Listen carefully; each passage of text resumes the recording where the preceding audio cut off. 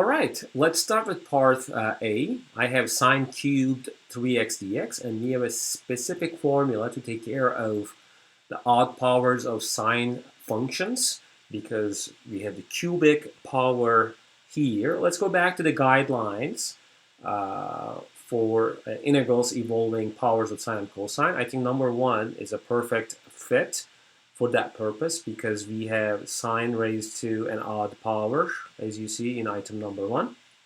And we don't have any cosine coming along with that, but that's okay. We're going to still use the same idea that I'm going to save 1 sine x for dx, and I'm going to write the rest in terms of sine squared.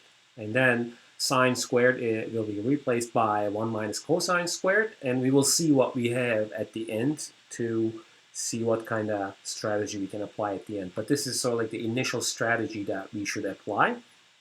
So I'm going to save 1 sine function for this, and sine squared 3x is going to stay as is. Eventually we have sine cubed x anyway, right?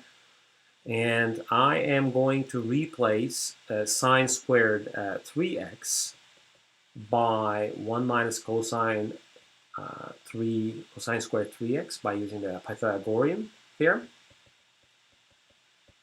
Okay.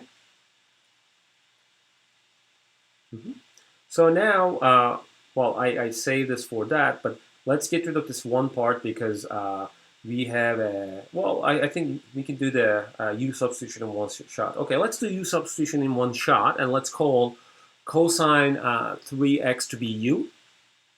Okay.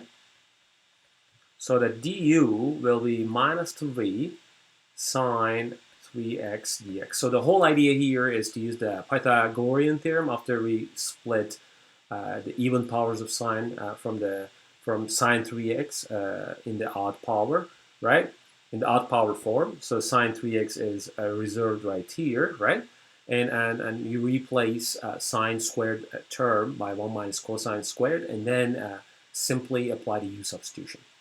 Okay, so first of all, sine 3x dx is negative 1/3, negative 1/3, negative 1/3 du, and then I have 1 minus u squared here, du.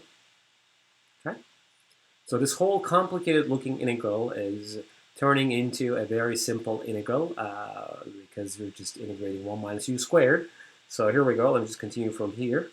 So that's u minus u cubed over 3 plus c, and let's put the u back here, minus 1/3 cosine 3x minus cosine cubed 3x divided by 3, plus the integrating constant c. Okay, and you can simplify this further, minus 1/3 cosine 3x plus 1/9 cosine cubed 3x.